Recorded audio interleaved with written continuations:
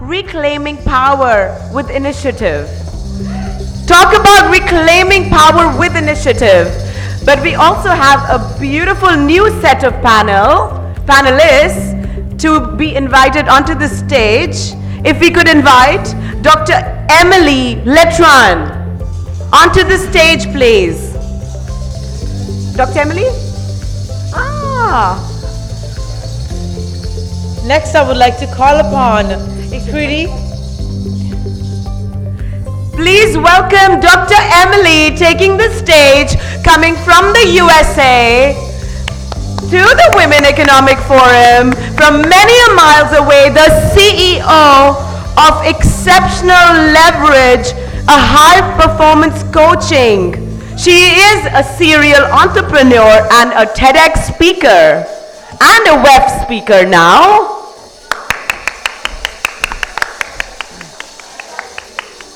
Next, we would like to call upon Preeti Katskar, founder and CEO of TCIS from India. A warm welcome for Preeti.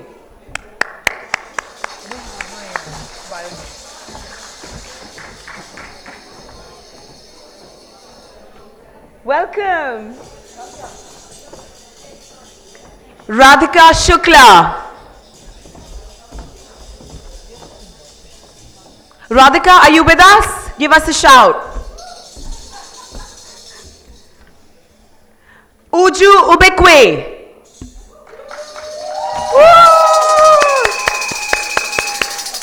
Nigeria in the house once again. Please welcome Uju, the co-founder and chief strategy officer at Platform Branding. Over to your left. Next, we would like to call upon Dr. Hani Dostinova, CEO of HTS Global Medical Solutions. And she's coming all the way from Macedonia. A warm welcome. Is she with us? Is she here? Later. Yeah, we will invite her in a few moments. Tanya Patel. It's quiet, it's very quiet. I think Tanya's not.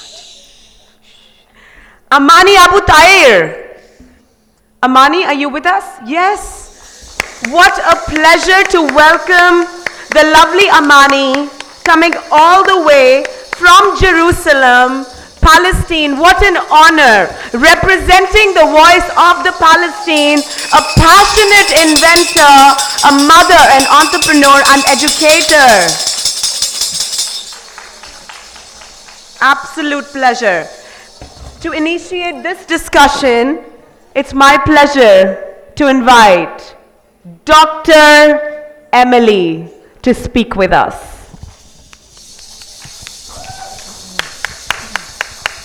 Good morning, New Delhi. Good morning. How are you this morning? It is my pleasure and honor to be here, and I'd like to say thank you to Dr. Harbin Arora and the WEF organization for putting on this great event. So please give them a round of applause.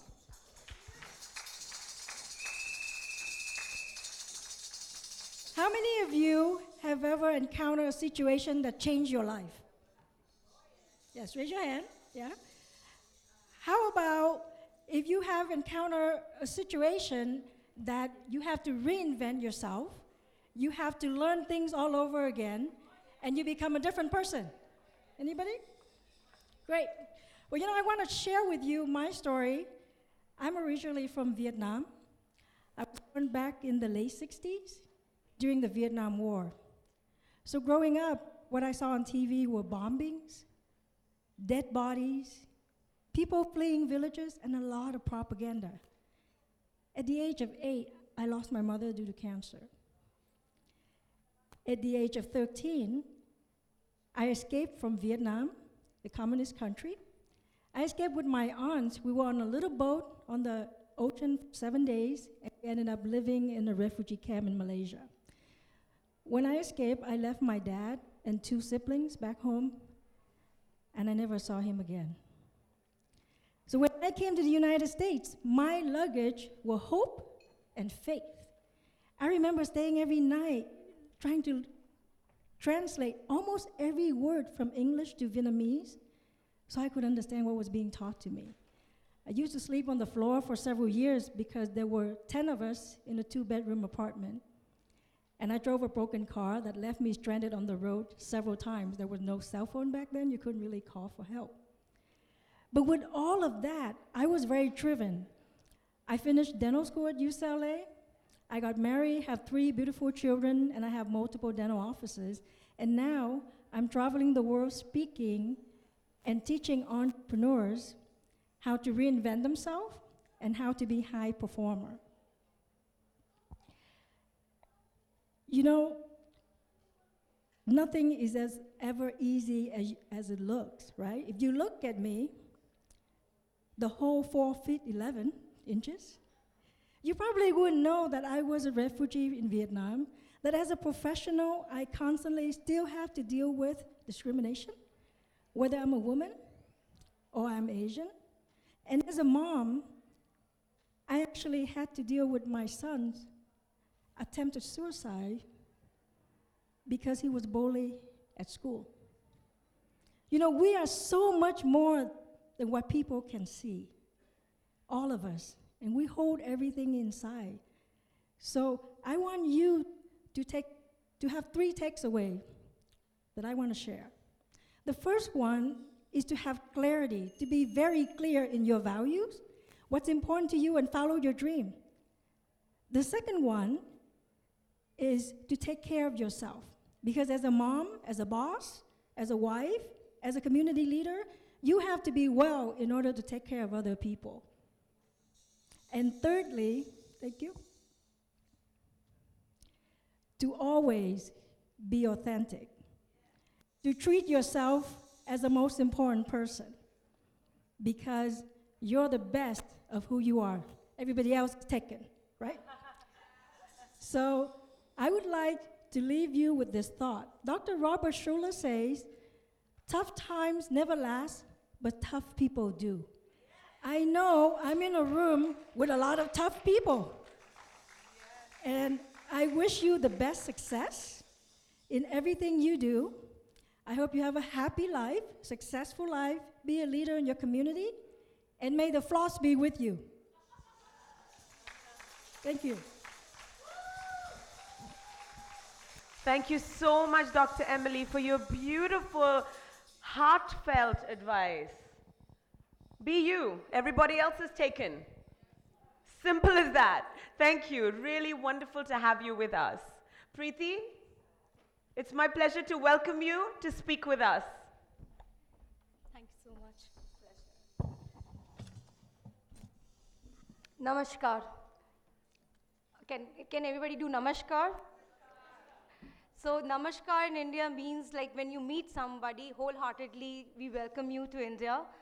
And second of all, I would like to thank Dr. Harbinji for organizing this. This is my first time I'm attending this, and I have been taken aback. The kind of energy we have in this room, it looks like all the universe had made it happen to have the most intellectual women entrepreneurs and the peers to make it happen. So let's clap for each other first. Coming back to the story, everybody has a story. My name is Preeti Khastegir. Maybe the surname sounds not very familiar in the Indian history. So I'll talk a little bit about my history. Khastegir means precious tiger of India. So this title was given to my forefathers. I'm a Bengali. And we were Das Guptas. So my great-great-grandfather, he was a very good friend of Ishwar Chand Vidyasagar. So we go back to 1836, where he used to promote men and women are equal. So if you just Google, you will see Dr. Khastegir Girls' School in Bangladesh.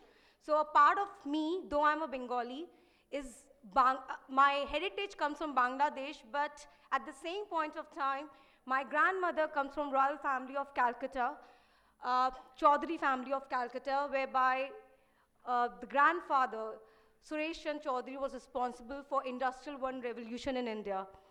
Before independence, Calcutta was the hub of everything. And my grandfather hails from Chittagong. So you might be knowing about Masterda the Warrior. The movie is there. in the Indian cinemas. So a part of me is a warrior. So I'm an amalgamation of Trinity, whereby I hail from a family of doctors right now. My father's family, we have 15 medical doctors. However, my great forefathers were barristers in India. So I took up law after my master's in biotechnology. I'm an intellectual property lawyer. When we talk about intellectual property, intellect, innovation goes hand in hand. Over the years, I have been training the young minds, and especially the science people, to take up law. What I believe in the technology 4 era, where we are talking about industry 4.0, everything is revolving around innovation, everything is evolving around law. At the same point of time, what is important is to understand what are the limits, where you can be limitless at the same point of time, and understand and do business at an international level. I have been opening innovation hubs in India, in colleges, and working with institutions across nations, whereby I think intellectual property, if you talk about the intellectual assets, we have been talking about assets a lot. So in the earlier session, we talked about Taj. At the same point of time, when you talk about India, is Bharat. So first we are Bharti, and then we are Indians. So I think we should embrace that fact when we talk about being Bharti and going back to our Vedic culture. Whatever we are doing today in the online world is the Vedas. At the end of the day, the coding is done in 0 and 1s. And the message, yes, I hear the bells. The message which I would like to share is, be the first one to dream. Dream big, dream first. If you're able to achieve that, nothing in this universe can stop you from getting there. Thank you so much. Thank you so much, Preeti, for taking us on that journey through your journey, and for also highlighting the fact that India is the great grandmother of tradition and Vedas and history, borrowing a little bit from Mark Twain. If I could invite a little slice of Nigeria, we can't have enough. Please.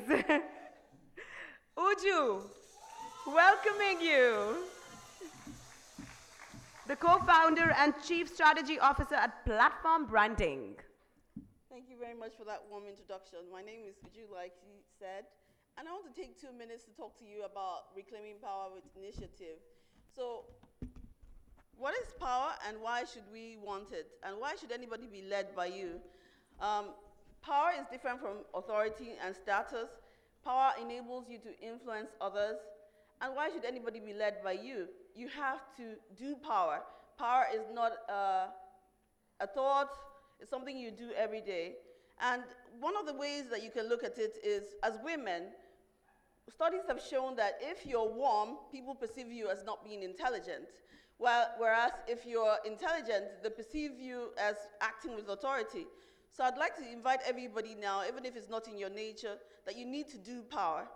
A little bit about myself. I am one of 6 kids, and I'm the first. I call myself a cynical optimist, and that's because, you know, I look at life from 2 lenses. Optimistic in one way, but quite cynical. Something changed my life when I watched a movie where it was like an advert where a boy was throwing back starfish into the sea, and there were thousands of them. And he was asking, and the father said, "What are you doing? There are too many of them." And he said, "Well, to the person, to this starfish, it matters." And so I thought, I can do something within my own sphere of influence. I don't have to do everything.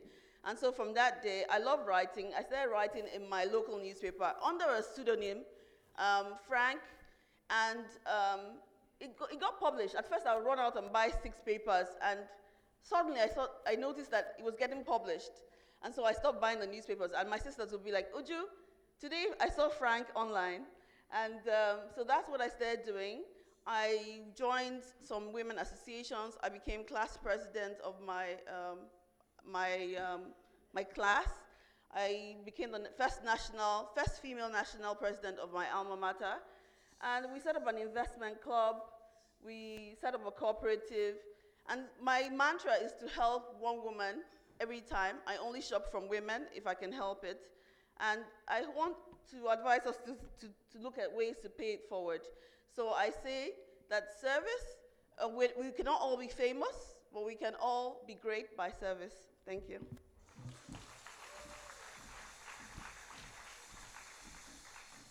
Thank you so much, Uju. And I know that you guys really believe in Ubuntu. Ubuntu. So there was an African sister last year that brought that to us, and it's really gone deep inside our hearts. So it's similar to also Namaste, but Ubuntu I think, is everyone familiar with Ubuntu? It's from South Africa. I am because you are.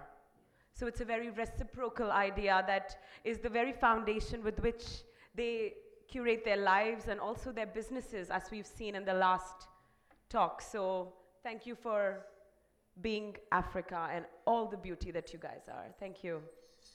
I'd like to invite Amani as our final speaker for this session. This beautiful lady coming from Jerusalem, an academic, amongst many other things. Assalamu alaikum, everyone. Hi. Walaikum salam. So, my name is Amani Mustafa Abuter. I'm 28 years old. I'm from a really small village called Tuba in Jerusalem, Palestine. Allow me to share with you my story. When I was around 5 years old, almost 6, my mom noticed that I was selling candy to the kids around me in the street. She was really amazed by that she said, okay, I need to open a supermarket for her. So she went, bought me a lot of candy, and she got like a wooden block, put all the candy in front of it, and she said, Amani, this is your